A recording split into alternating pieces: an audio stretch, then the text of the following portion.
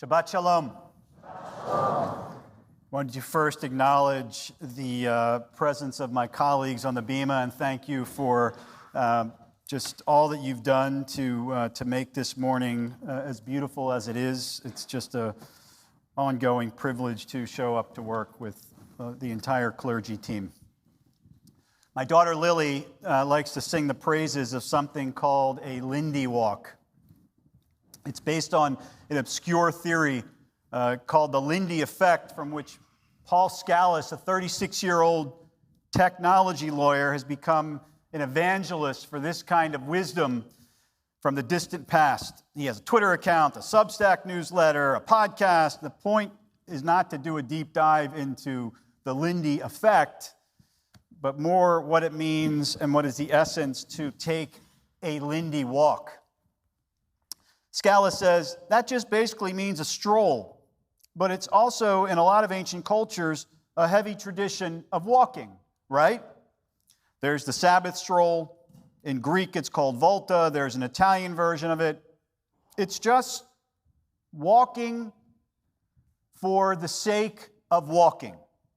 A Lindy walk isn't just a beeline from point A to point B.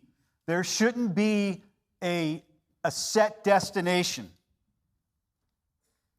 An interesting thing happened when I walked, Scalise says. I had thoughts popping into my head. Waves of ideas came through. I wasn't trying to think or even come up with an idea. It would just appear like magic. A walk. Just for the sake of a walk. Not to get your steps in, not to get your cardio in, not to get to work, just taking a walk for the sake of a walk. In Hebrew, we refer to this idea of doing something for its own sake as something we do lishma. We learn Torah lishma. We just learn Torah for its own sake, or we just walk for its own sake. And my 19-year-old daughter isn't aware of the life wisdom that she dropped on me. Think about our lives and how we spend our time. Most of what we do can be placed into two buckets. I'm doing this for you, Rabbi Cosgrove. You like the metaphor of buckets, okay? So the first bucket is what we do professionally, or the path that we take to get to our chosen profession. We finish school, we get a job, we find a partner, we settle down.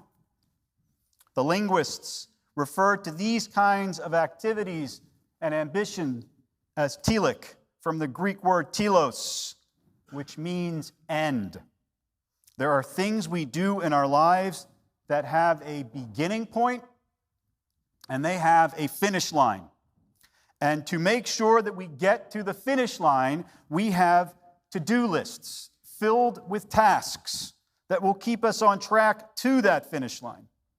But there is another bucket of activities in our lives. These are atelic activities, the things we do that aren't valued simply because they are completed. They're moments like spending time with family and friends, taking time to listen to our favorite music, taking a walk with no destination in mind. These are all atelic activities that aren't about achievement or about completion. This distinction was made clear to me in a book I just finished titled Midlife, a philosophical guide by Kiran Setia, a professor at MIT. The book is about a midlife crisis or midlife crises and what we can do to overcome them. I do not, for the record, feel I am in the middle of a midlife crisis. I'm not going out and, buying a Corvette or piercing my ear. Rabbi, I thought long and hard about that line. I want you to know. And it was only because my brother just asked me, is he wearing an earring? And I said, yes, he is. I saw it coming over like a pitch on the plate. I say that with peace and love, my friend. Peace and love. But it's always good to be prepared. And lest you think you either are too young or too old for a midlife crisis, I've got news for you. The existential questions that come from ongoing self-reflection are definitely not specific to midlife. Happiness, satisfaction at any age are not dependent on finishing off your task list or checking things off your bucket list. What Setia suggests in his book is that our general displeasure in life, our general sense of unhappiness, comes from our sole focus on Telik ambitions. The goals we can't accomplish bring about a sense of frustration, and those things that we are actually able to accomplish bring with it a sense of boredom. This is not to suggest at all that Telik activities don't matter.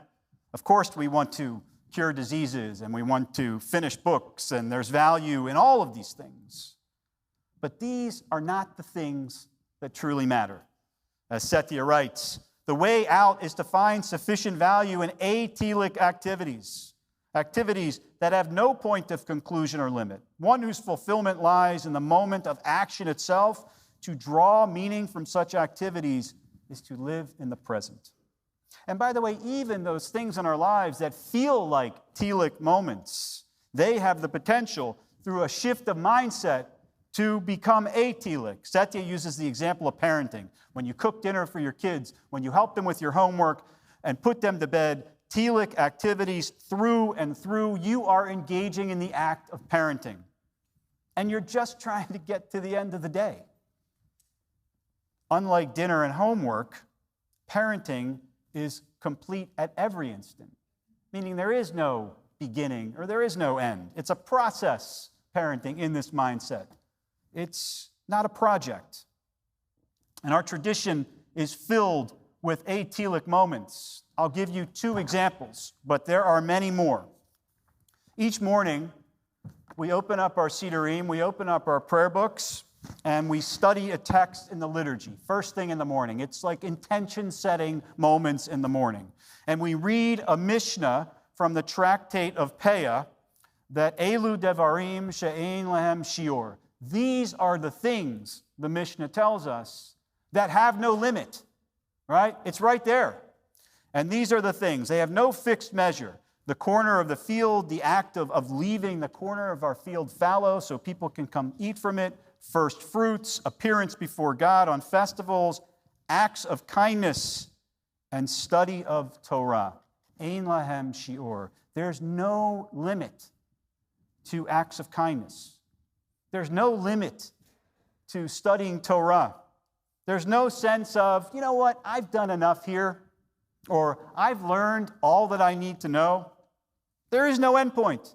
It's why there is no blessing for doing tzedakah, for giving tzedakah, or doing acts of kindness. Everything else we say blessings for. Saying a blessing implies that I'm about to do something. There's a finite act that I'm going to do, and it will be finished. And our tradition is essentially saying you can never be kind enough. You can never do enough. Same thing with study. The blessing we say is Baruch atah Adonai Eloheinu melech haolam asher kitshanu b'mitzotav v'tzivanu. If you're in Melton, you know the next line. La'asok b'divrei Torah. Thank you, God, for giving us the gift of, we translate it as study, but it's actually not the word. The word is not lomed, which means to study, which implies that I'm learning and I'm done learning. It is osake. It is to thank God for occupying ourselves with Torah, implying that it's something we always do. We are always involving ourselves with Torah.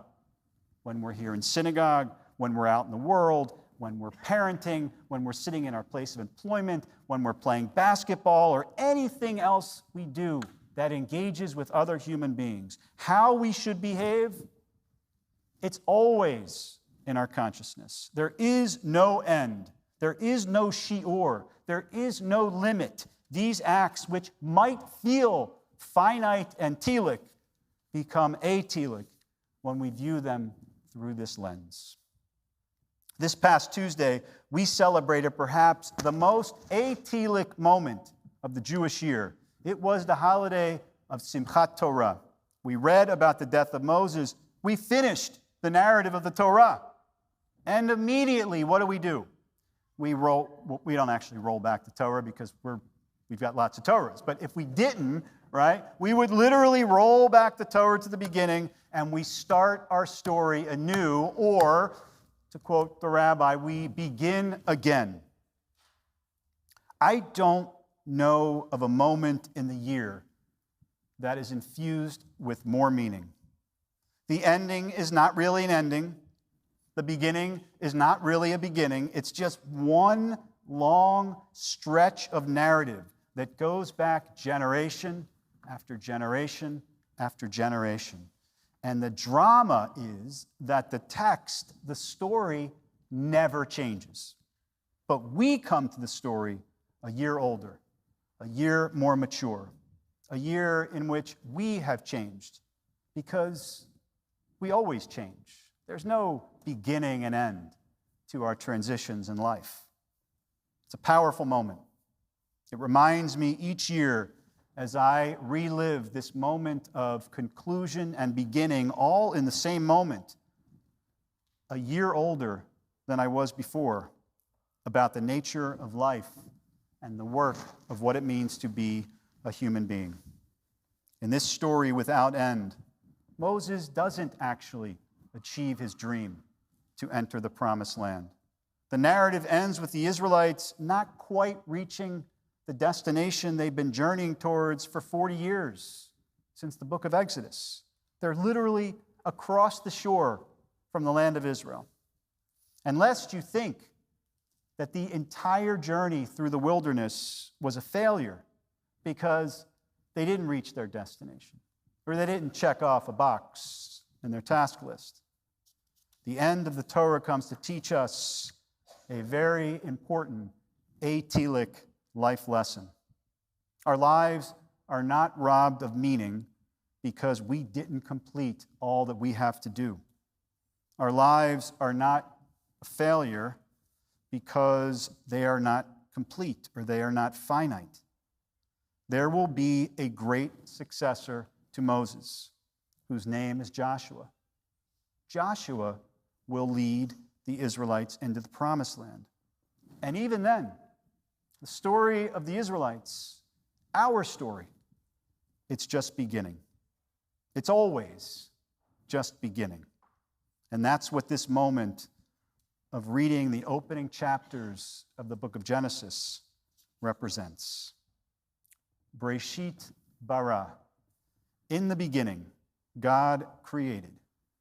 And we have the opportunity to begin again. For all of us, as we begin this cycle of Torah readings, may we be reminded what this moment actually represents: the embrace and value of an incomplete story, the gift of the atelic experiences in our lives. May this moment of beginning again usher in a year of these kinds of possibilities, a year of studying our sacred tradition simply for the sake of study, simply lishma, a year of listening to great music, and a year of Lindy walks with no destination, with the people and the dogs that we love the most. Shabbat shalom.